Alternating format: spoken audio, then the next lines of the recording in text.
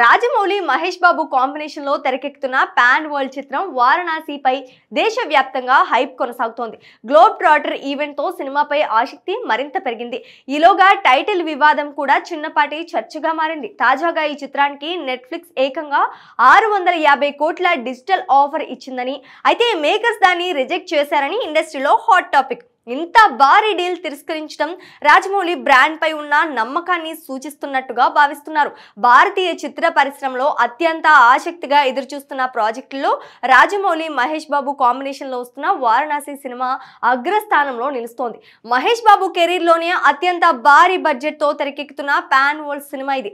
Baahubali, RRR తరహా global hype ఉన్న దర్శకుడిగా రాజమౌళి పేరు ఎంత బలంగా నిలిచిపోయిందో ప్రత్యేకంగా చెప్పాల్సిన పని లేదు. వీరిద్దరి కాంబినేషన్ లో సినిమా ప్రకటించగానే దేశవ్యాప్తంగా భారీ అంచనాలు నెలకొన్నాయి. ఇటీవల జరిగిన గ్లోబ్ ట్రాటర్ ఈవెంట్ ఈ సినిమాపై ఉన్న బజ్ ను మరింత లెవెల్ కు తీసుకువెళ్ళింది. ప్రపంచంలోనే పలు దేశాలను నేపథ్యంగా మహేష్ బాబును శక్తివంతమైన అడ్వెంచర్ లుక్ లో చూపించిన ట్రైలర్ వీడియో ప్రపంచవ్యాప్తంగా ట్రెండ్ అయింది. Rajamouli event design, presentation, visual theme అన్ని కలిసి ఈ సినిమా వరల్డ్ క్లాస్ రేంజ్ లో తెరకెక్కుతోందనే సంకేతాలు ఇచ్చాయి.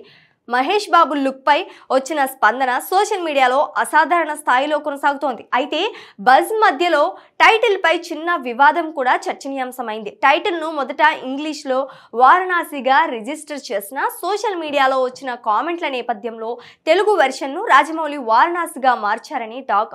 కొందరు అభిమానులు అయితే మహేష్ బాబు వారణాసి అని ఎందుకు టైటిల్ పెట్టడం లేదని ట్రోలింగ్ చేసిన రాజమౌళి పేరు గ్లోబల్ మార్కెట్ లో ఉన్న ప్రాముఖ్యత దృష్ట్యా ఇదే సరైన నిర్ణయమని సినీ విశ్లేషకులు భావిస్తున్నారు. తాజాగా ఈ సినిమాపై మరో సెన్సేషనల్ వార్త ఇండస్ట్రీలో హాట్ టాపిక్ అయింది. విశ్వసనీయ సమాచారం మేరకు ప్రముఖ ఓటీటీ దిగ్గజం నెట్ఫ్లిక్స్ డిజిటల్ రైట్స్ కోసం ఏకంగా 650 కోట్లు ఆఫర్ చేసినట్టు తెలిసింది.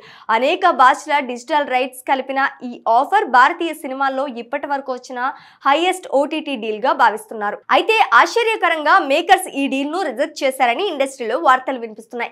దీంతో ఇంకా భారీ డీల్ కోసం చూస్తున్నారా అనే చర్చ కూడా మొదలైంది. భారతీయ చిత్రాల్లో ఓటీటీకి సంబంధించి అత్యధికంగా కల్కి 2898 AD కు 375 కోట్లు, KGF 2 కు 320 కోట్లు, RRR కు 300 కోట్లు వచ్చాయి. వీటితో పోలిస్తే వారణాసికి వచ్చిన ఆఫర్ దాదాపు రెట్టింపు.